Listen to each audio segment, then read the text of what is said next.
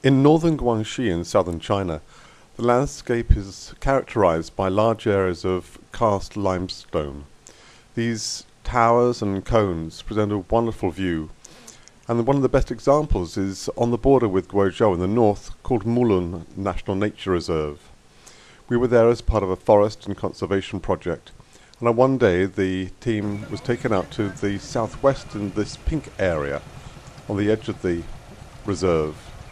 Here we were going to be doing consultations with some of the villagers and also visiting a cave, because the remarkable cave fauna of Mulun is one of the reasons that the project is sited there.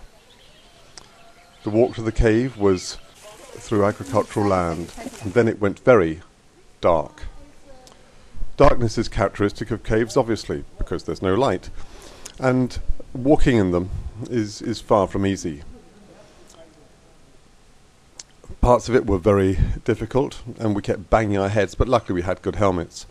And on the bottom of the cave, we started exploring for the cave life.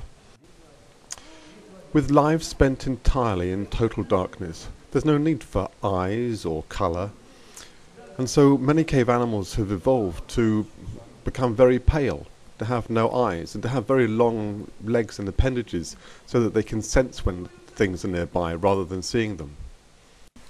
Cave animals typically include crabs, spiders, millipedes, crickets and springtails, and the pale ones are the most significant. The task team leader of the project is Liu Jin from our Beijing office, seen here negotiating a tricky bit of the climb. It was her first visit to a wild cave and her first opportunity to see the animals that she's striving to protect.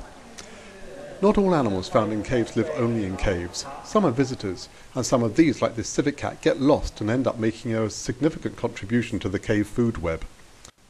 We found a remarkable number of cave-adapted species. We looked under rocks, in holes, under overhangs, and then suddenly...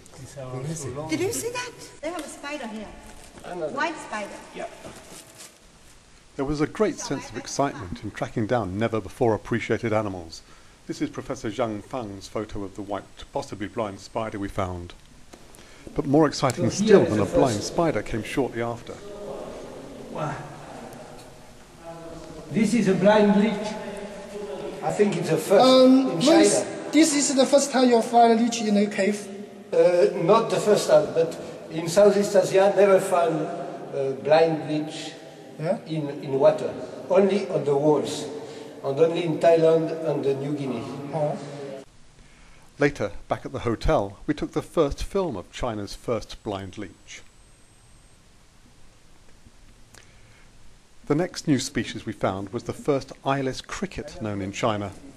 We found quite a few of them and developed our catching skills as they jumped between the stalactites.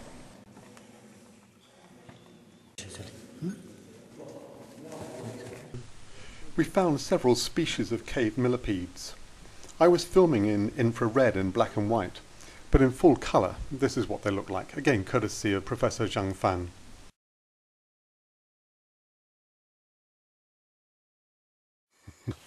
It's very difficult. After 90 minutes or so, it was time for Liu Jin and the rest of us to emerge into the bright midday light.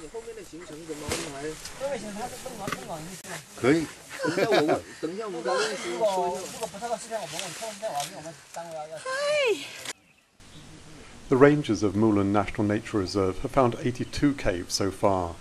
Maybe 10 of those have been explored and mapped, and fewer than that have been sampled for their biological diversity. Blind fish have been collected in some of the caves, and we know that blind fish exist in other caves but have not yet been collected.